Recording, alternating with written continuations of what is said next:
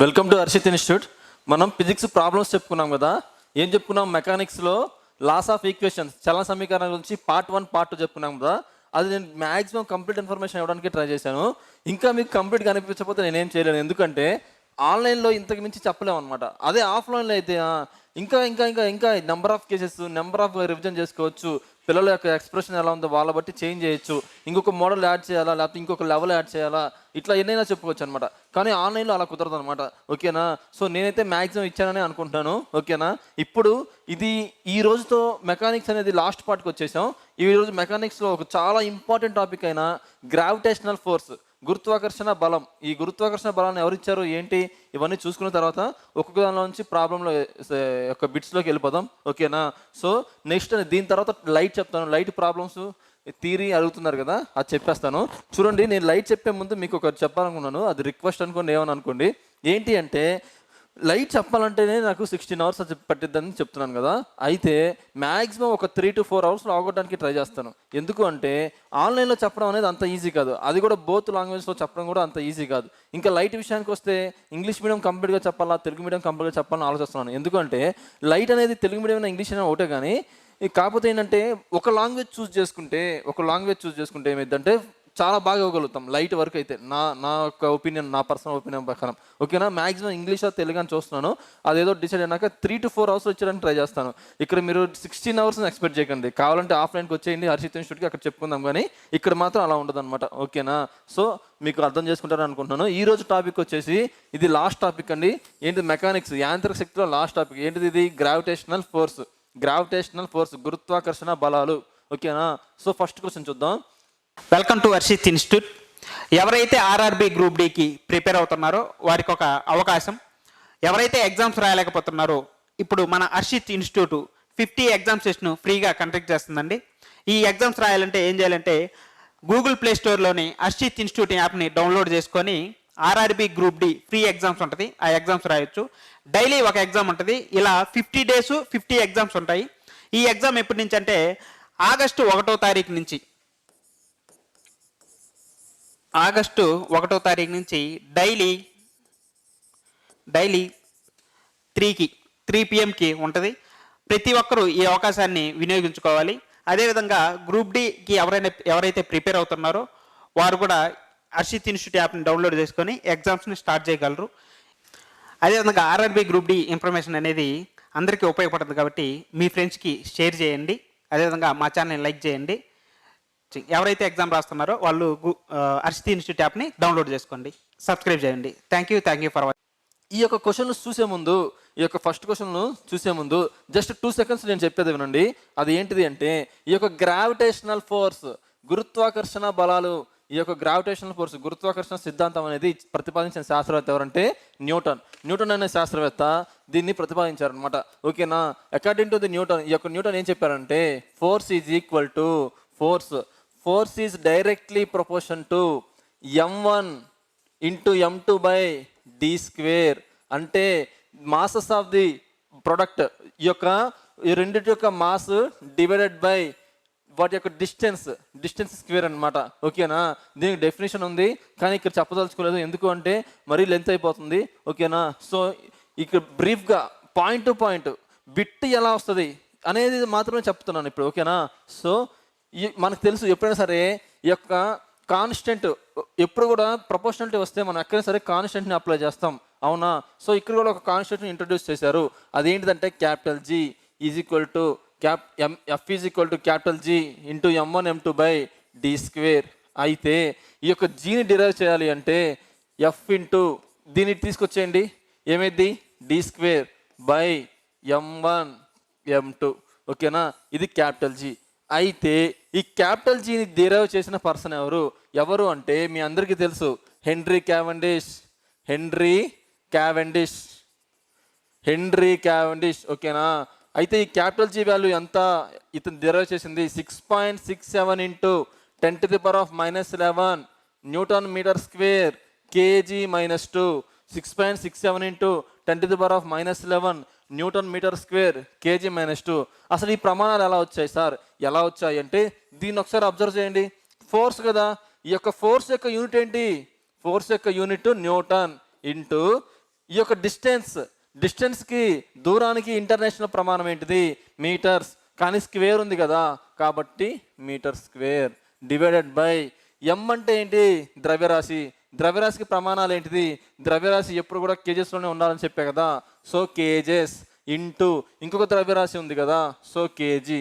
దీన్నే newton metre square by KG square లేదా newton metre square into KG -2 ఇలా ఎలాగైనా ఆప్షన్ బట్టి చేంజ్ చేసుకుంటూ రాసుకోవచ్చు అనమాట. ఇలా వచ్చిందనమాట. అయితే ఇక్కడే మీకు ఇంకొక విషయం చెప్పాలనుకున్నాను. అదేంటిదంటే E is equal to hμ. మీకు తెలుసు కదా, ఎవరిచ్చారు? మ్యాక్స్ ప్లాంక్స్ అనే ఒక శాస్త్రవేత్త ఇచ్చారు కదా.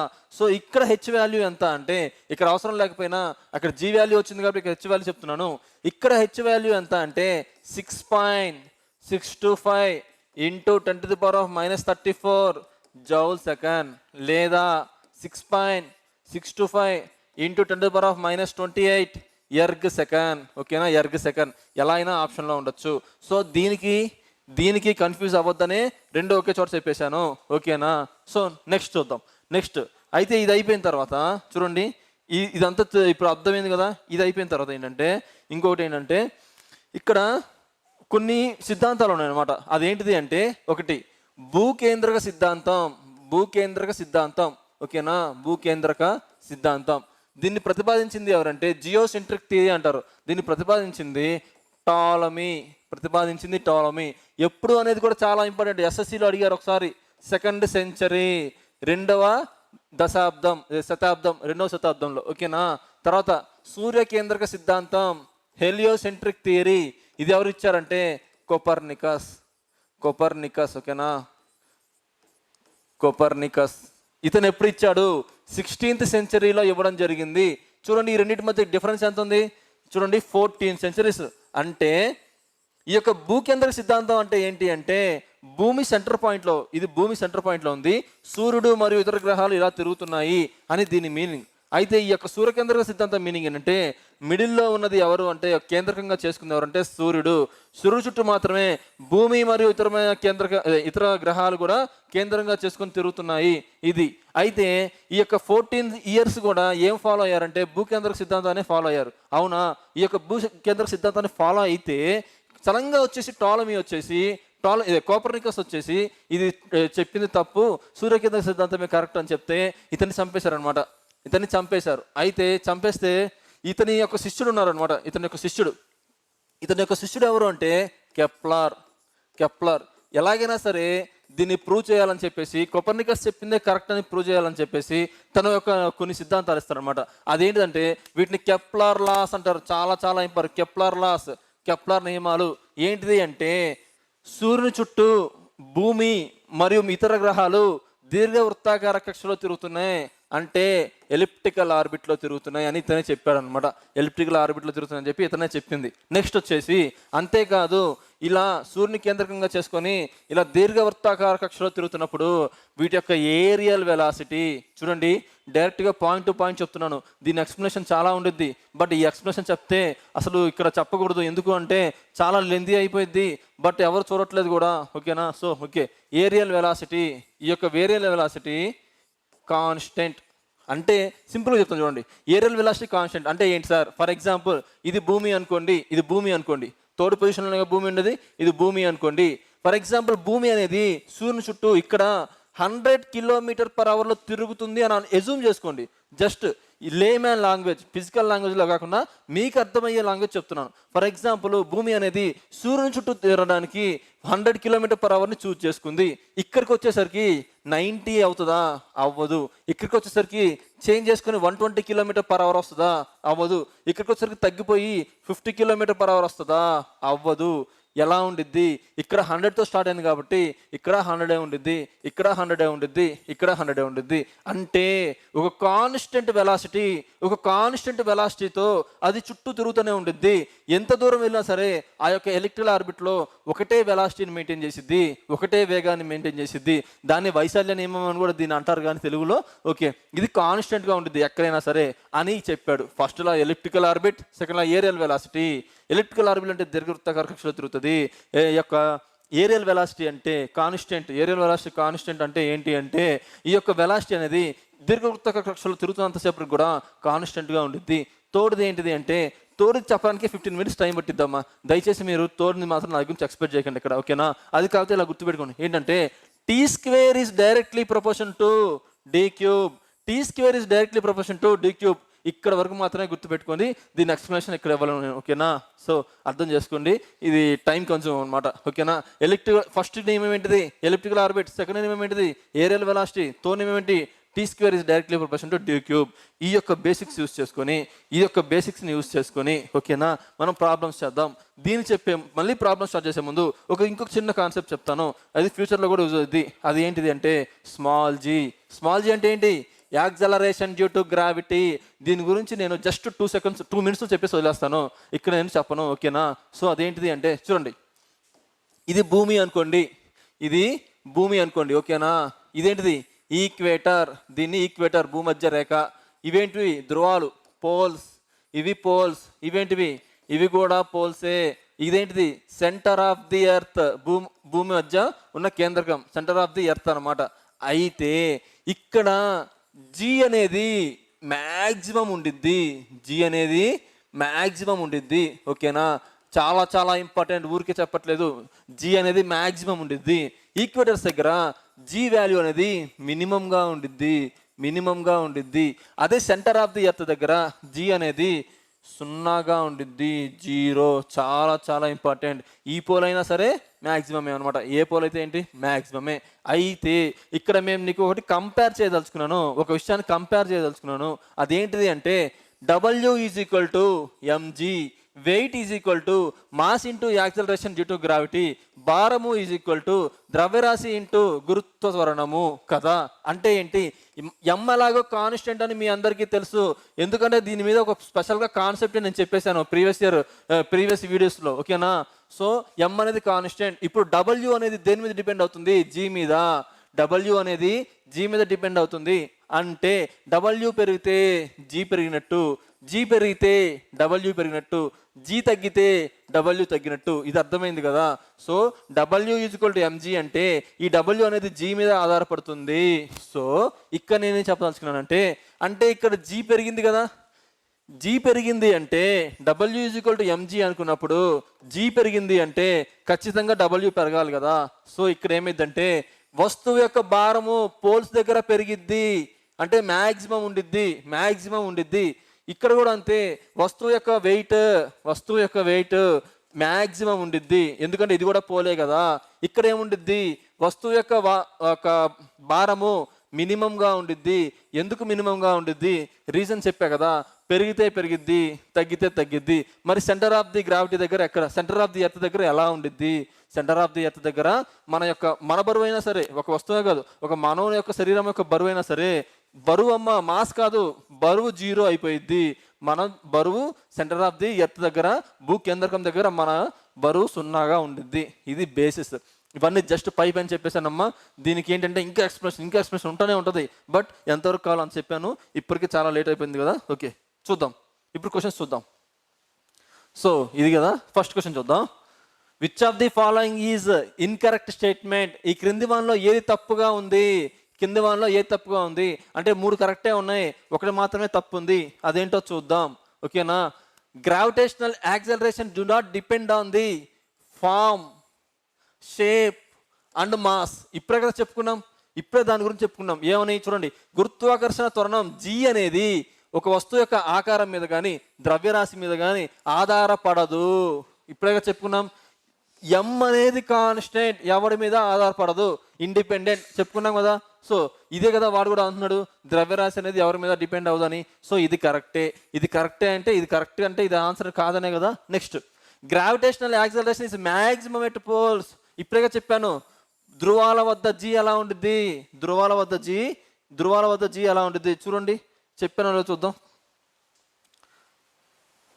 ధ్రువాల వద్ద పోల్స్ దగ్గర జీ మ్యాక్సిమం ఉండిద్ది, ఓకేనా? సరిపోయిందా?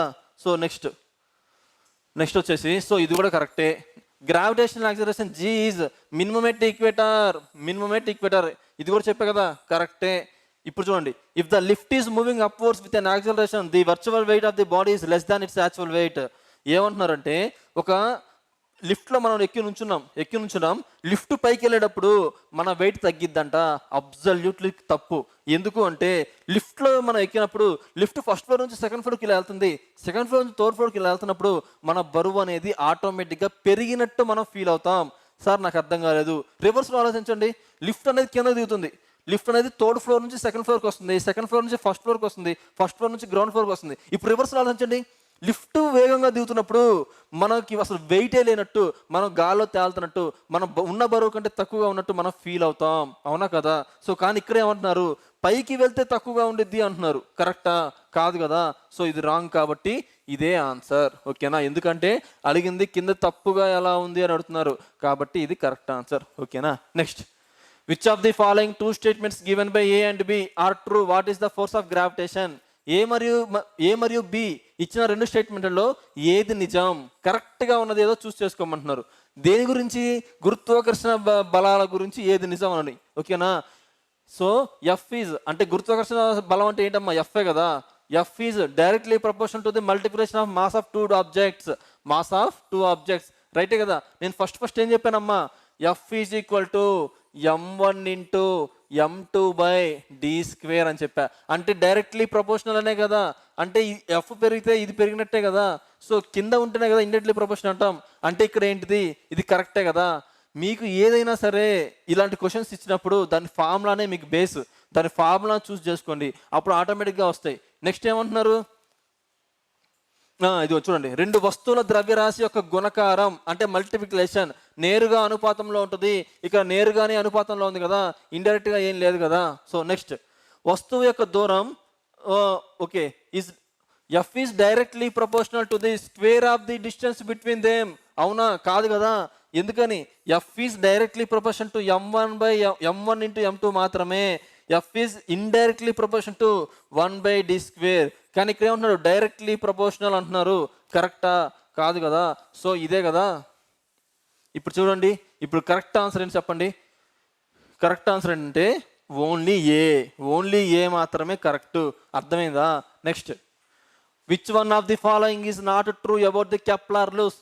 కెప్లర్ నియమాలను బట్టి ఈ క్రింది వన్లో నాట్ ట్రూ ఏది కరెక్ట్ కాదు, అది కూడా ఇంపార్టెంటే. ఏది కరెక్టా ఏది కరెక్ట్ కాదా అన్నది కూడా ఇంపార్టెంటే.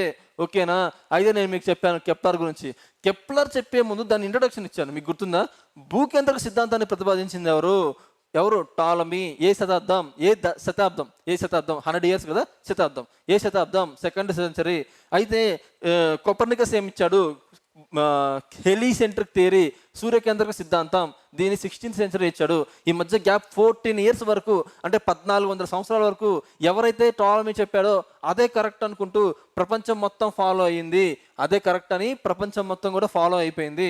సో సడన్గా చేంజ్ చేసరికి జనాలకు కోపం వచ్చి చంపేశారు. అయితే ఇతని దగ్గర పనిచేసే కెప్లరు తన శిష్యుడిగా ఉంటూ తన అసిస్టెంట్గా ఉంటూ ఉన్నాడు కాబట్టి ఎలాగైనా సరే వాళ్ళ ప్రొఫెసర్ది నిజం చేయాలని చెప్పేసి దాని మీద రీసెర్చ్ చేసి కొన్ని లాస్ ఇచ్చారని చెప్పాను. ఆ లాస్ ఏంటివి?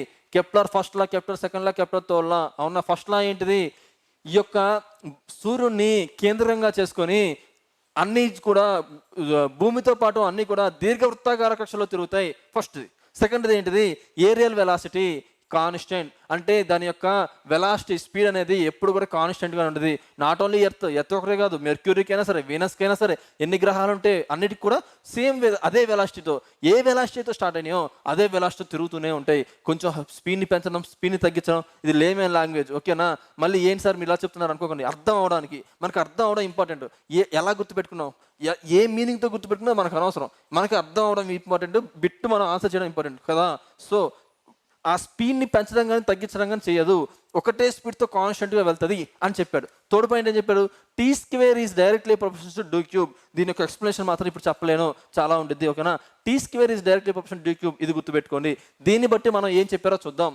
First option, the orbit of A planet is an elliptical. Okay, elliptical అంటే దీర్ఘ వృత్తాకార కక్ష. కరెక్టేగా. సో ఇది కరెక్టే. Next, A line segment connecting A plant and the sun makes an equal area outside during the interval of time. అంటే ఏమీ లేదమ్మా, ఇది ఏంటిది? సేమ్ ఈక్వల్ అని ఉందా? Okay, same. ఓకేనా, అంటే ఈ యొక్క వెలాసిటీ అనేది కాన్స్టెంట్ వెలాసిటీతో నడుపుతున్నారు, ఒక బండి నడుపుతున్నట్టు అనమాట. అట్లా ఒకటే స్పీడ్తో వెళ్తుంది అనమాట. Next, the square of the distance, the square of its orbital period is directly proportional to the cube of its semi axis of the orbit. So దీని మీనింగ్ ఏంటమ్మా? T square of the time period అంటే ఏంటి? T square is directly proportion to D cube. ఓకేనా, D cube of the semi principal axis of the orbit అంటే ఏంటంటే T square is directly proportion to D cube. అంటే ఫస్ట్ది రైటే, సెకండ్ది రైటే, థర్డ్ది రైటే, ఫోర్త్ది ఇంకా ఆటోమేటిక్గా తప్పు. ఓకేనా, ఏంటో చూద్దాం. The orbital period depends on the mass. అసలు దీని గురించి చెప్పారు అమ్మ కెప్లర్. అసలు కెప్లర్ అనేది మాస్ గురించి అసలు ఎక్స్ప్లెయిన్ చేయాలి. అలాంటప్పుడు అది ఎలా రైట్ అయింది? సో ఇదే. సో తప్పుగా ఉన్నది ఇదే. ఓకేనా, next, which of the following among is weakest force? చూడండి అమ్మా, ది స్ట్రాంగెస్ట్ ఫోర్స్ అంటే the strongest force in the universe అని మీరు అడిగితే ఏం పెట్టాలి అంటే న్యూక్లియర్ ఫోర్స్. ఓకేనా, న్యూక్లియర్ ఫోర్స్ అని పెట్టాలి. ది వీకెస్ట్ ఫోర్స్ అని అడిగితే మాత్రం గ్రావిటేషనల్ ఫోర్స్ పెట్టాలి. ఎందుకు సార్? ఎందుకు అంటే ఇప్పుడు నన్నే చూసుకోండి, ఈ యొక్క పెన్నుకి నాకు కూడా గ్రావిటేషనల్ ఫోర్స్ ఉంది, ఈ బోర్డుకి నాకు కూడా గ్రావిటేషనల్ ఫోర్స్ ఉంది, ఈ యొక్క రిమోట్కి నాకు కూడా గ్రావిటేషనల్ ఫోర్స్ ఉంది. బట్ మనం అబ్జర్వ్ చేయలేము దాన్ని. అంటే అబ్జర్వ్ చేయలేనంత మినిమం ఉంటుంది, అబ్జర్వ్ చేయలేనంత మైనస్ కూడా ఉండొచ్చు. మన కంటికి అబ్జర్వ్ చేయలేనంత. ఇప్పుడు దీన్ని నన్ను అట్రాక్ట్ చేస్తూ ఉంటుంది, నేను దీన్ని అట్రాక్ట్ చేస్తూ ఉంటాను, ఇది కూడా నన్ను అట్రాక్ట్ చేస్తూ ఉంటుంది, బోర్డు కూడా నన్ను అట్రాక్ట్ చేస్తూనే ఉంటుంది, నేను కూడా బోర్డుని అట్రాక్ట్ చేస్తూనే ఉంటాను. కానీ కనిపించదు, మనం అబ్జర్వ్ చేయలేము. ఎందుకని? This is the weakest force in the universe. ఓకేనా, సో ఇదేంటిది అంటే వీకెస్ట్ ఫోర్స్. న్యూక్లియర్ ఫోర్స్ ఎందుకు స్ట్రాంగో మీ అందరికీ తెలుసు. ఏంటిది? చిరంజీవి చెప్పినట్టు ఏమంటారు? నాకు ఒకటి ఇవ్వండి, నీకు మేము 3 ఇస్తాను, ముగ్గురు సాయం చేయండి, మళ్ళీ ఈ ముగ్గురు, ఇంకొక ముగ్గురు. ఏంటివి ఇవి? న్యూట్రాన్స్. దీని కాన్సెప్ట్ మోడర్న్ ఫిజిక్స్ వచ్చినప్పుడు చెప్పుకుందాం. ఓకేనా, సో ఇక్కడ ఆన్సర్ ఏంటిది? గురుత్వాకర్షణ శక్తి. Next, what is the value of gravitational constant? చెప్పాను, గ్రావిటేషనల్ కాన్స్టెంట్ నేను ఏం చెప్పాను? 6.67 into 10⁻⁻11 newton metre square KG -2. దీన్నే ఎలా రాసుకోవచ్చు? ఆప్షన్స్ బట్టి చేంజ్ చేసుకోండి అన్నాను. 6.67 into 10⁻⁻11 newton metre square by KG square. ఇక్కడ ఏది ఇచ్చారు? So newton metre square. So ఇది తప్పమ్మా, ఇది అందరు చూస్ చేసుకునే ఛాన్స్ ఉంది, ఇది మాత్రం తప్పు, ఎందుకంటే యూనిట్స్ డిఫరెన్స్గా ఇచ్చారు. సో ఆన్సర్ ఇది. ఓకేనా, ఆన్సర్ ఇది. చూడంగానే ఈ రెండింటిని ఎలిమినేట్ చేయొచ్చు, ఎందుకు? అవి యూనిట్స్ కాదు కదా. Next, if the distance between the two objects is doubled, what will be the effect of force? ఓకేనా, సో ఇక్కడ ఏమడుతున్నారంటే 2 వస్తువుల మధ్య దూరం పెరిగినట్లయితే వాటి మధ్య బలాలు. ఓకేనా, మనకేం తెలుసు? ఏదన్నా ఇవ్వనివ్వండి, మనకి అసలు ఏం తెలుసు? F is directly proportion to m1 m2 by d square అని తెలుసు. ఇప్పుడు ఏమడుగుతున్నారు? If the distance between the two object is doubled, అంటే ఏమంటున్నారు? F is directly proportion to m1 m2 అలాగే ఉంచాలంట, డిస్టెన్స్ మాత్రం డబుల్ అయిందంట, వస్తువుల మధ్య దూరం మాత్రం రెట్టింపు అయింది. రెట్టింపు అంటే ఏంటి? 2d హోల్ స్క్వేర్, అంతే కదా. రెట్టింపు అంటే ఇదే కదా. సో దూరం రెట్టింపు అయినప్పుడు F is directly proportion to m1 m2 by 4d square. దీన్ని ఎలా రాసుకోవచ్చు? F is directly proportion to 1/4 m1 m2 by d square. ఈ మొత్తం అంటే ఏంటిదమ్మా? ఎఫ్ అంటే ఫస్ట్ ఎఫ్ ఉండాల్సింది, 1/4 ఎఫ్ అయింది, అంటే f/4 అంటే ఏమైంది? 4 రెట్లు తగ్గింది. ఎక్కడ ఉంది? సో ఖచ్చితంగా తగ్గింది అని మాత్రం తెలుస్తుంది కదా. తగ్గింది అంటే ఇంక్రీజ్ అని ఎందుకు వచ్చింది? ఇది క్యాన్సిల్. ఓకేనా, రెట్టింపు అయిందా? ఇక్కడ 4 రెట్లు తగ్గితే రెట్టింపు ఎలా అయ్యింది? ఇది కూడా క్యాన్సిల్. సో ఇది. ఓకేనా, నెక్స్ట్, ఇది ఒక్క కేసే కదమ్మా, ఏ కేసు ఇచ్చినా సరే ఈసారి ఏమడుగుతారు? దీన్ని డబల్ చేయమంటాడు, దీన్ని త్రిబుల్ చేయమంటాడు. దీన్ని ఇప్పుడు డబల్ చేయమన్నాడు, సగం చేయమనొచ్చు, 1/4 తగ్గించమనొచ్చు, దీన్ని త్రిబుల్ చేయమనొచ్చు, దీన్ని 4 టైమ్స్ చేయమనొచ్చు. ఏది ఇస్తే ఏంటి? మనం ఏం చేస్తాం? అప్లై చేస్తాం. ఫస్ట్ ఉన్న ఫోర్స్కి సెకండ్ ఉన్న ఫోర్స్కి కంపేర్ చేస్తాం. పెరిగితే పెరిగినట్టు, తగ్గితే తగ్గినట్టు. ఇలాంటివి నేను చాలాసార్లు కూడా చెప్పాను కదా. కైనెటిక్ ఎనర్జీ వచ్చినప్పుడు కూడా చెప్పాను ఇలాంటివి. అవునా, కైనెటిక్ ఎనర్జీ వచ్చినప్పుడు ఇలాంటివి చాలాసార్లు చెప్పాను. ఓకేనా, next, every object in the universe attract another. Okay, ఇదేంటిది అంటే డెఫినేషన్ అమ్మా. ఇది definition F is directly proportion to m1 m2 by D square. ఇది డెఫినేషన్. దీనికి ఒక డెఫినేషన్ ఉంది, every object in the universe. ప్రతి ఇది చాలా చాలా ఇంపార్టెంట్ వర్డ్ అమ్మా. నేను ఇక్కడ అంటే డెఫినేషన్ కావాలని చెప్పలేదు, ఎందుకంటే చెప్తే టైం వేస్ట్ అవుతుంది, చాలా టైం వేస్ట్ అయిపోద్ది. అందుకనే పాయింట్ టు పాయింట్ వెళ్దామని అనుకుంటున్నాను. సో ఏంటి అంటే every object in the universe అని మీకు ఆ పదం కనిపించగానే మీరు అసలు నెక్స్ట్ కూడా చదవాల్సిన అవసరంలా. ఇస్తున్నది దేని గురించి అంటే గ్రావిటేషనల్ ఫోర్స్ గురించి, న్యూటన్ ఇచ్చిన గురుత్వాకర్షణ శక్తి గురించి అని మీకు అర్థం అయిపోవాలి. ఓకేనా? అయితే ఏమంటున్నారు, డైరెక్ట్లీ ఒకదానికొకటి ఓకే అది రైటే. Which is inversely proportional to అనులోమానుపాతంలో ఏముంటుంది అంటే దీనికి అనులోమానుపాతంలో ఏముంటుంది, డిస్టెన్సే కదా. సో ఏంటిది డిస్టెన్స్. ఎనర్జీ అనే పదం రాదు. ఇది రావాలి అంటే డైరెక్ట్లీ ప్రపోర్షనల్ అయి ఉండాలి, కానీ ఇండైరెక్ట్లీ ప్రపోర్షనల్ అంటున్నారు. వెలాసిటీ ఇక్కడ సంబంధమే లేదు. ఓకేనా?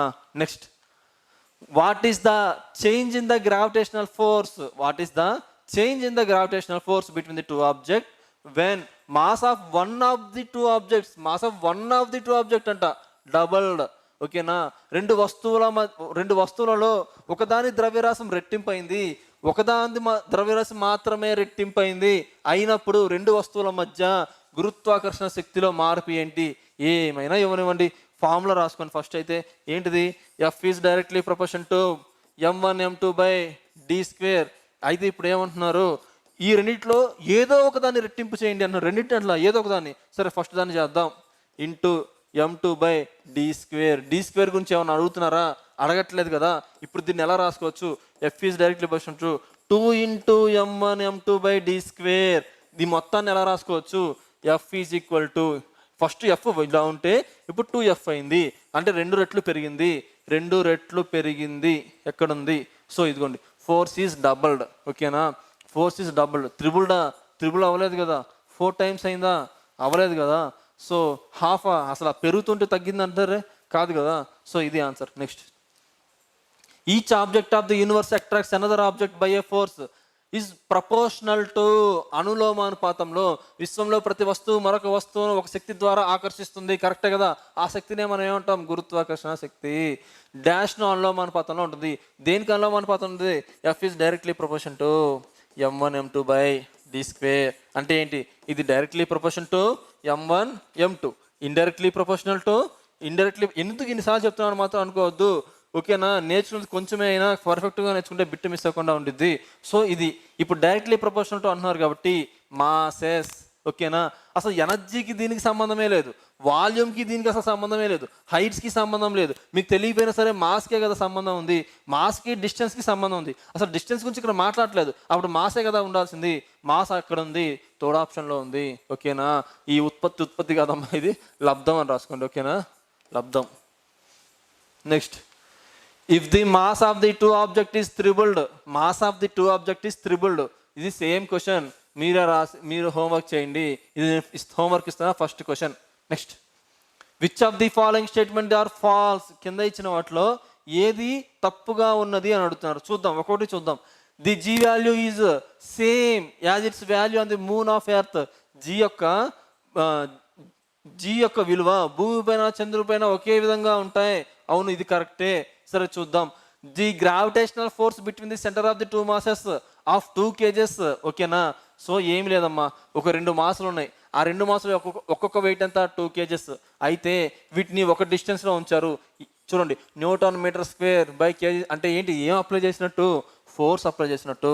F is directly proportion to m1 by m2 by D square. అయితే ఇక్కడ ఇది ఇవ్వగానే మీకు తెలియాల్సింది ఏంటంటే ప్రపోర్షనల్ ఆల్రెడీ తీసేశారు, అంటే జీని ఇంట్రడ్యూస్ చేశారు. అంటే G is equal to F into D square by m1 m2. So ఏం లేదు, ఏం చేస్తారంటే చాలా ఇది చూడంగానే చెప్పచ్చు దాన్ని. ఎలా అంటే చూడండి, ఇప్పుడు ఏముంది, 2 kgs అంట, అంటే ఒక 2 kgs అంటే 2 4 kgs అయింది కదా. అంటే 4 kgs. కింద ఏముంది, డిస్టెన్స్ అంతా 1 మీటరే. బై 1 అంటే 1 కదా. బై 1 అంటే పైన ఉన్న వాల్యూనే వస్తుంది కదా. ఇప్పుడు ఏం చేస్తారు, మీరు కావాలంటే తర్వాత క్యాలిక్యులేట్ చేయండి, ఇక్కడ టైం వేసేది. 4 ఇంటూ 6.67 ఇంటూ 10⁻⁻11. దీన్ని క్యాలిక్యులేట్ చేస్తే ఎగ్జాక్ట్ ఆన్సర్ ఇదే వస్తుంది. కావాలంటే చూడండి ఒక్కసారి. ఓకేనా? సో ఇది కూడా కరెక్టే. Next, the force is inversely proportion to the square of the distance between them. Square of the distance between two object కరెక్టే కదా.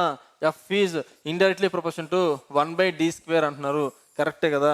సో ఇది కూడా కరెక్టే. Next, the force of gravity between two objects doubled when the distance between them is halved. చూద్దాం, దీన్ని మాత్రం చేయాల్సిందే కదా. ఈ మూడు కరెక్టే అని మనకు తెలుస్తుంది, కానీ ఒకసారి దీన్ని కూడా ట్రై చేద్దాం. ఆన్సర్ అదే అయినప్పటికీ ఇదేమి ఎగ్జామ్ కాదు కదా, జస్ట్ నేర్చుకుంటున్నాం కదా. సో చూద్దాం ఇది కరెక్ట్ కదా చూద్దాం. The force of gravity between two objects doubled. Force of gravity between two object is doubled when its distance between the them is halved. ఓకేనా. ఒక వస్తువుల మధ్య గురుత్వాకర్షణ శక్తి వాటి మధ్య దూరాన్ని సగానికి తగ్గించినప్పుడు ఓకేనా ఏమవుతుంది. సో ఖచ్చితంగా చూడంగానే తెలుస్తుంది అసలు ఇది ఏమవుతుందంటే అసలు హాఫ్ అవ్వదు. ఎందుకని, ఈ యొక్క డబుల్ అవుతుంది అనమాట. ఆబ్జెక్ట్స్ యొక్క డబుల్ అవుతున్నప్పుడు అసలు హాఫ్ అవ్వదు కదా. సో అసలు చేయడం కూడా అనవసరం, అసలు ఇదే కరెక్ట్ ఆన్సర్ అని తెలిసిపోతుంది. ఓకేనా, ఒకసారి మీరు ట్రై చేయండి, కరెక్ట్ ఆన్సర్ వస్తుంది. ఓకేనా. నెక్స్ట్, ఖచ్చితంగా హాఫ్ అయితే రాదు. ఓకేనా. Next, discovery of universal constant G done by. ఓకేనా, ఈ యొక్క గురుత్వాకర్షణ సిద్ధాంతం యొక్క కాన్స్టెంట్ ఉంది కదా, ఆ యొక్క కాన్స్టెంట్ని ఎవరు ఇచ్చారు అంటారు. ఎవరు ఇచ్చారు? నేను ఇంతగా చెప్పాను, హెన్రీ క్యావెండిష్ ఇచ్చాడు. దయచేసి న్యూటన్ అని మాత్రం అనుకోవద్దు. ఎందుకు అంటే ఈ యొక్క సిద్ధాంతాన్ని ప్రతిపాదించింది, గురుత్వాకర్షణ సిద్ధాంతాన్ని ప్రకటించింది న్యూటనే అయినప్పటికీ కూడా దాని యొక్క కాన్స్టెంట్ని ఇచ్చింది మాత్రం న్యూటన్ కాదు, హెన్రీ క్యావెండిష్. ఇదే హెన్రీ క్యావెండిష్ పీరియాడిక్ టేబుల్లో ఉన్న హైడ్రోజన్ అనే ఎలిమెంట్ని కూడా కనిపెట్టాడు. సో నెక్స్ట్ మిగతా ఏమైనా ఉండే ఇక్కడ ఏమైనా ఎక్స్ప్లెయిన్ చేయడానికి ఉండేదేమో చూద్దాం. సో లావైజర్ ఎవరమ్మా? Father of modern chemistry. ఆధునిక రసాయన శాస్త్రానికి పితామహుడు ఎవరు? ఫాదర్ ఆఫ్ మోడర్న్ కెమిస్ట్రీ ఎవరు? లావైజర్. అతను ప్రతిపాదించిన సిద్ధాంతం ఏంటిది? Law of conversation of mass. నేను ఆల్రెడీ చెప్పాను, ద్రవ్య నిత్యత్వ నియమం అని. నేను ఆల్రెడీ దీని గురించి చెప్పేశాను. నెక్స్ట్, న్యూటన్ గురించి తెలుసు కదా, ఎన్నో ప్రతిపాదించారు. ఫస్ట్లా, సెకండ్లా, థర్డ్లా ఈ యొక్క న్యూటన్ యొక్క సిద్ధాంతం, గురుత్వాకర్షణ సిద్ధాంతాన్ని ఇలా చెప్పారు కదా. నెక్స్ట్, హెన్రీ క్యావెండిష్ తెలుసు కదా. మరి జాన్ డాల్టన్ అసలు వెరీ వెరీ వెరీ ఇంపార్టెంట్ అమ్మా. ఎన్నోసార్లు కాంపిటేటివ్ ఎగ్జామ్స్లో అడిగారు జాన్ డాల్టన్ గురించి. జాన్ డాల్టన్ ఏమని ప్రతిపాదించాడు? Atomic theory, the first atomic థియరీని ప్రపోజ్ చేసింది ఎవరు? ఇతనే. అంటే మొట్టమొదటి అణు సిద్ధాంతాన్ని ప్రతిపాదించింది ఇతనే. ఏమని ప్రతిపాదించాడు ఆయన చదువుకోండి. ఏమని ఉండిద్ది అంటే, కెమిస్ట్రీ వచ్చిన స్టార్ట్ చేద్దాం. ఏమని ఉండిద్ది? ఫండమెంటల్ పార్టికల్స్ ఉంటాయి, ప్రోటాన్, న్యూట్రాన్, ఎలక్ట్రాన్ ఇలా ఉంటాయి. సో ఇట్లా ఇచ్చారనమాట. ఓకేనా. ఇవన్నీ చాలా ఇంపార్టెంట్. కాకపోతే బాగా ఇంపార్టెంట్ అంటే ఫస్ట్ అటామిక్ థియరీని ఇచ్చింది ఎవరు అంటే జాన్ డాల్టన్. జేజే థామ్సన్కి ఇతనికి కన్ఫ్యూజ్ అవుతారు, పడకండి. ఎందుకు అంటే J J Thomson ఇచ్చిందేమో first atomic structure ఇచ్చారు. పుచ్చకాయ నమూనా, ఇట్లా నమూనాలు ఉంటాయి కదా, ఆ స్ట్రక్చర్ని ఇచ్చారు. ఇతను ఏంటంటే థియరీని ఇచ్చారు అనమాట, సిద్ధాంతాన్ని ఇచ్చారు. ఓకేనా, అది వేరు ఇది వేరు. So next bit, the force of gravitation between two object is F if the mass between the two object is halved without changing the distance. Same model, ఏమీ లేదు. F is directly proportion to m1m2/d². దీన్ని apply చేయండి. వాళ్ళు ఏమిస్తే అది తీసుకోండి. ఏమంటున్నారు? Mass half చేయండి వితౌట్ చేంజింగ్ ద డిస్టెన్స్. దీన్ని ఏం కదపొద్దంట, అసలు చూడంగానే తెలిసిపోతుంది ఆన్సర్ ఇది అని. ఎందుకని? ఆఫ్ చేయమన్నాడు, ఆఫ్ చేశాను. మళ్ళీ ఆఫ్ చేయమన్నాడు, ఆఫ్ చేశాను. ఏమైంది? 1/4. అంటే ఎఫ్ ఉండాల్సింది 1/4 అవుతుంది. అంటే ఆన్సర్ ఏంటి? ఇదే. చూడంగానే తెలుస్తుంది కదా, ఒక్కసారి చేసి చూడండి. ఓకేనా. Next, if the distance between two objects exceeds the normal distance by 6, the force of gravitation. Same model. Work ఇద్దాం అనుకుంటున్నాను కానీ వద్దు, చేస్తాను. ఏంటిది అంటే F is directly proportion to m1m2/d². F is directly proportion to ఏమంటున్నారు? The distance between the two object exceeds. అంటే దీని గురించి ఏం మాట్లాడలేదు కాబట్టి సమానంగానే ఎలా ఉన్నాయో అలాగే తీసుకోండి. కానీ తర్వాత ఏమంటున్నారు? Distance by 6, exceeds by 6. సాధారణ దూరం కంటే 6 రెట్లు దాటింది. అంటే 6 రెట్లు దాటిందంటే 6d². అంటే 6 హోల్ స్క్వేర్ అనమాట. ఓకేనా. అంటే ఏంటిది? F is directly proportion to m1m2/36d². అంటే దీన్ని ఎలా రాసుకోవచ్చు? F is directly proportion to 1/36 into m1m2/d² రాసుకోవచ్చా? ఈ మొత్తాన్ని ఎలా రాసుకుంటాం? ఎఫ్ ఈజ్ అంటే ఫస్ట్ ఎఫ్ ఉండాల్సింది, 1/36 F అయింది అంటే 1/36 టైమ్స్ తగ్గిపోయింది ఉన్న ఫోర్స్. డిస్టెన్స్ పెరిగితే తగ్గిద్ది. ఎలా సార్? అదే కదా చెప్పుకున్నాం, F is indirectly proportion to 1/d². ఇది పెరిగితే తగ్గిద్ది, ఇది తగ్గితే ఫోర్స్ పెరిగిద్ది. ఇండైరెక్ట్లీ ప్రొపోర్షన్ అంటే అదే కదా మీనింగు. సో ఇక్కడ ఏంటిది? ఇది ఆన్సర్. ఇంకొకటి ఏంటంటే ఈ బిట్ని మీరు చేయకుండానే చూసి పెట్టచ్చు. ఎలాగా? డిస్టెన్స్ అనేది పెరుగుతుంది. డిస్టెన్స్ అనేది పెరిగినప్పుడు ఎక్కడైనా సరే బలం పెరిగిద్దా? తగ్గిద్ది కదా. కానీ ఇక్కడ పెరిగిద్ది అని ఇస్తున్నారు, ఇక్కడ పెరిగిద్ది అని ఇస్తున్నారు, ఇక్కడ పెరిగిద్ది అని ఇస్తున్నారు. తగ్గింది అని ఇచ్చింది ఎక్కడ? ఈ ఒక్క చోట కదా. సో ఇక్కడే ఆన్సర్. ఇది అలాగే పెట్టేచ్చు. Next, if the mass of an object is 60 kgs on the surface of the earth, what will be the its mass on the moon? ఒక వస్తువు యొక్క ద్రవ్యరాశి భూమిపైన. సో ద్రవ్యరాశి ఎప్పుడు కూడా ఎలా ఉండాలమ్మా? కేజెస్లోనే ఉండాలి కదా. సో కేజెస్లోనే ఇచ్చారు. అయితే ద్రవ్యరాశి చంద్రుడి పైన ఎంత ఉండిద్ది? ఇక్కడ మీకు గుర్తు రావాల్సిన ఇంపార్టెంట్ కాన్సెప్ట్ ఏంటంటే మాస్ అనేది యూనివర్స్లో ఎక్కడైనా సరే కాన్స్టెంట్గా ఉంటుంది. మాస్ అనేది యూనివర్స్లో ఎక్కడైనా సరే కాన్స్టెంట్గా ఉంటుంది. ఇక్కడ ఏమంటున్నారు? 60 kgs అన్నారు. వాడు మూన్ దగ్గర తీసుకుంటే ఏంటి, మెర్క్యూరీ దగ్గర తీసుకుంటే ఏంటి, ఇంకెక్కడ తీసుకుంటే ఏంటి? మాస్ అనేది కాన్స్టెంట్ కదా. So 60 kgs. మాస్ అనేది ఎప్పుడు కేజెస్లోనే ఉండాలి, న్యూటన్స్ పెట్టద్దు. అలా అని చెప్పి ఈ 10 kgs అసలే పెట్టద్దు, ఎందుకంటే అడిగింది మాస్, వెయిట్ కాదు. So next bit, the weight of an object on ఎన్ ఎర్త్ 200 న్యూటన్స్. వెయిట్ ఎంత? W is equal to 200 newtons. Weight అనేది ఎప్పుడు న్యూటన్స్లోనే ఉండాలి, అందుకే న్యూటన్స్లోనే ఇచ్చారు. What is the mass? Mass ఎంత? మనకి ఈ రెండింటికి రిలేషన్ తెలుసు కదా. W is equal to mass into acceleration due to gravity. W ఎంత? 200. మాస్ ఎంత? G పలానా తీసుకునే వాళ్ళు ఏమైనా ఇస్తున్నారు. ఎంత ఇస్తున్నారు? 10. సో ఇది క్యాన్సిల్. అప్పుడు మాస్ ఎంత? 20. మాస్ అనేది ఎప్పుడు కూడా కేజెస్లో ఉండాలి కాబట్టి కేజెస్. ఈ బిట్ అసలు చేయకుండానే మీరు చేసేయచ్చు. ఎలా? ఇది ఏమంటున్నారు? పాస్కల్. పాస్కల్ అంటే ఏంటి? ప్రెజర్ గురించి ఇక్కడ ఏమైనా సంబంధం ఉందా? లేదు కదా. ఇదేంటిది? న్యూటన్స్ అంటే ఏంటిది? న్యూటన్స్ అనేది భారానికి సంబంధించింది. కానీ ఇక్కడ ఏమంటున్నారు? మాస్ గురించి అడుగుతున్నారు, ద్రవ్యరాశి గురించి అడుగుతున్నారు. నెక్స్ట్, సిసి అంటే అసలు క్యూబిక్ సెంటీమీటర్స్ అవసరమా? ఇదేంటి? 20 kgs. ఇదేంటి? 20 kgs. ఓకేనా. Next, what will be the mass of the object does weight on the earth is 196 newtons. What will be the mass of the object? Mass ఎంత అని అడుగుతున్నారు. So మనకేం తెలుసు? ఇంకా ఏం ఇస్తున్నారు? వెయిట్ ఇస్తున్నారు. వెయిట్ ఎంత ఇస్తున్నారు? 196 న్యూటన్స్. ఓకేనా. సో మనకేం తెలుసు? W is equal to mg అని తెలుసు కదా. ఇక్కడ 9.8 తీసుకోమంటున్నారు. క్యాలిక్యులేట్ చేసేయండి, మీకు ఆన్సర్ వచ్చేసింది. ఇది హోంవర్క్. ఓకేనా. ఈ సెకండ్ క్వశ్చన్లో హోంవర్క్. ఓకేనా. Next, the value of G increased with the value of G increase with the dash. ఓకేనా.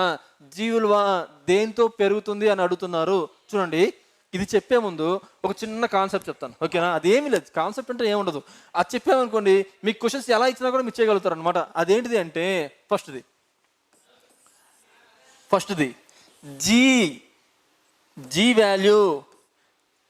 G value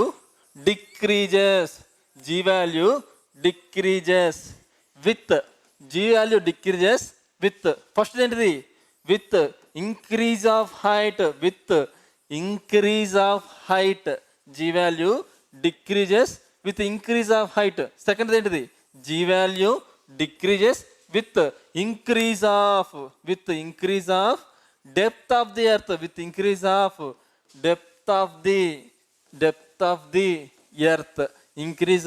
depth of the earth. ఓకేనా. ఈ రెండు గుర్తుపెట్టుకోండి. ఎన్నోసార్లు కాంపిటేటివ్ ఎగ్జామ్లో అడిగారు. ఈ రెండు చాలా చాలా ఇంపార్టెంట్. G వాల్యూ తగ్గుతుంది. G వాల్యూ ఎప్పుడు తగ్గుతుంది? G వాల్యూ ఎప్పుడు తగ్గిద్దంటే విత్ ఇంక్రీజ్ ఆఫ్ హైట్ భూమి నుంచి ఎత్తుకి వెళ్ళే కొద్దీ G వాల్యూ తగ్గిద్ది. మళ్ళీ G వాల్యూ తగ్గిద్దంట ఎప్పుడు? Increase the depth of the earth నుంచి లోపలికి పోయే కొద్దది, అంటే లోతు పెరిగే కొద్దది G వాల్యూ తగ్గిద్దంట. ఇక్కడ ఏమిస్తున్నారు కనుక్కోండి. ఇది ఇంపార్టెంట్. దీని నుంచి ఎలాగైనా మీరు బిట్స్ ఇస్తే చేయొచ్చు, రివర్స్లో ఇవ్వచ్చు, డైరెక్ట్గా అడగచ్చు, ఎలాగైనా ఇవ్వచ్చు కదా. సో G తగ్గిద్ది ఎప్పుడు? హైట్ పెరిగినప్పుడు, భూమి నుంచి హైట్ పెరిగినప్పుడు జీ వాల్యూ తగ్గిద్ది. ఎప్పుడు? భూమి నుంచి లోతు పెరిగినప్పుడు. ఓకేనా? ఇక్కడ ఏమంటున్నారు? జీ వాల్యూ ఎప్పుడు పెరిగిద్ది అంటున్నారు. జీ వాల్యూ ఎప్పుడు పెరిగిద్ది చూడండి. With increase of height g value ఎప్పుడైనా సరే తగ్గిద్ది, కానీ ఇక్కడ ఏమంటున్నారు? పెరిగిద్ది అంటున్నారు. ఓకేనా? వాల్యూమ్కి జీకి సంబంధం లేదు, వాల్యూమ్కి జీకి సంబంధం లేదు. అంటే ఎత్తు తగ్గే కొద్దీ జీ వాల్యూ పెరిగిద్ది. అంటే రివర్స్లో ఇచ్చారు. G value increases with the decrease of height, with the decrease of depth of the height, depth of the earth. ఇలా ఇవ్వాల్సింది రివర్స్లో ఇచ్చారు. ఓకేనా? ఆన్సర్ ఏంటి? ఇది. ఓకేనా? Next bit. Where is the minimum weight of the body? నేను దీని గురించి ఆల్రెడీ చెప్పాను. ఓకేనా? బేసిక్స్ ఇచ్చా కదా. సో ఇలా ఉంది కదా. ఏమని అడుగుతున్నారు? మినిమం. సో ఈక్వేటర్స్ దగ్గర జీ అనేది మినిమంగా ఉండిద్ది, పోల్స్ దగ్గర జీ అనేది మ్యాక్సిమంగా ఉండిద్ది, ఇక్కడ జీ అనేది జీరోగా ఉండిద్ది. సో సేమ్ డబ్ల్యూ కూడా అంతే. ఎందుకని? వెయిట్ అనేది డబ్ల్యూ మీద ఆధారపడుతుంది కదా. సో ఇక్కడ ఏమన్నారు? Where is the minimum weight of the body? ఎక్కడ?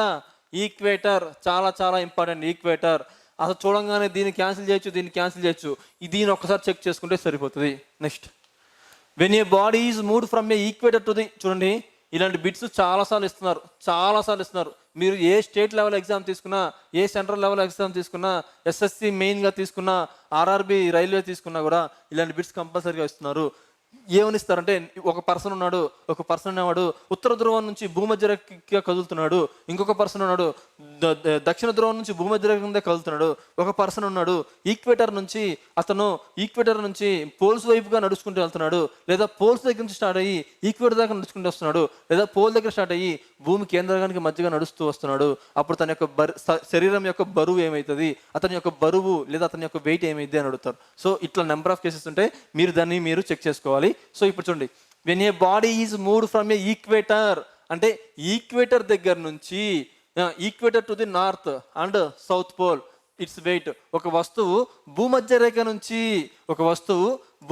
రేఖ నుంచి అంటే ఇది భూమధ్య రేఖ, ఇక్కడ నుంచి ఉత్తర మరియు దక్షిణ ధ్రువ అంటే ఇలా వెళ్తున్నాడు. పోల్స్ దగ్గర ఈక్వేటర్ దగ్గర నుంచి పోల్స్ వైపుగా నడుచుకుంటూ వెళ్తున్నాడు. అప్పుడు తన యొక్క శరీర బరువు ఏమైంది? మీరు చెప్పండి, ఆలోచించండి. ఏమైంది చెప్పండి? ఇంక్రీజెస్. ఎందుకు? ఇక్కడ శరీర బరువు మినిమం, ఇక్కడ శరీర బరువు మ్యాక్సిమం.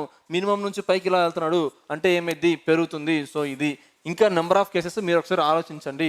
నెక్స్ట్ బిట్ వచ్చేసి, సో ఇది ఇక్కడతో మెకానిక్స్ మేజర్ పార్ట్స్ అవగొట్టేశాను. ఈ బుడ్డ చిన్న ఉంటాయి మెకానిక్స్లో, అవన్నీ నాతో పని లేదు, మీరు చూసినా కూడా చేస్తాయి. సో 99% మెకానిక్స్ దగ్గర 14 పార్ట్స్ అనుకుంటా, 14 పార్ట్స్గా నేను అప్లోడ్ చేసాము. సో జాగ్రత్తగా ఫాలో అవ్వండి. దీని తర్వాత లైట్ చెప్పుకుందాం. లైట్ అనేది ఎక్కువగా ఎక్స్పెక్ట్ చేయకండి, బట్ ఖచ్చితంగా నేను ఎంతవరకు మీకు ఇవ్వగలిగితే అంతవరకు ఇచ్చేస్తాను. అదే ఆఫ్లైన్ ఎగ్జామ్ అయితే, అదే ఆఫ్లైన్ క్లాసెస్ అయితే ఇలా ఉండదు. చాలా చాలా చాలా చాలా టైం ఉండిద్ది. అండ్ ఎదురుగా పిల్లలు ఉంటారు కాబట్టి వాళ్ళని బట్టి రెస్పాన్స్ బట్టి నేను నెంబర్ ఆఫ్ కేసెస్ చేంజ్ చేసి చెప్పగలుగుతాను. కానీ ఇక్కడ అలా లైట్ గురించి అలా కాదు. సో ఎక్కువగా ఎక్స్పెక్ట్ చేయకండి. ఓకేనా? బట్ బిట్ అనేది మీకు మిస్ అవ్వకుండా మ్యాక్సిమం ఇవ్వడానికి ట్రై చేస్తాను. ఓకేనా? Okay, thank you for watching. ఓకేనా? ఓకే, ఈ యొక్క చూడండి, ఇది సబ్స్క్రైబ్ చేసుకోండి. ఎందుకంటే మీకు ఆల్రెడీ అర్థమయ్యే ఉంటుంది ఈ యొక్క రైల్వే గురించి. ఓకేనా? నెంబర్ ఆఫ్ వీడియోస్ పెడుతున్నారు, జీకే కానీ, జిఎస్ కానీ, అర్థమెటిక్ కానీ, రీజనింగ్ కానీ పెడుతున్నారు కదా. సో మీకు బాగా యూజ్ అయితే సబ్స్క్రైబ్ చేసుకోండి. ఓకేనా? Thank you.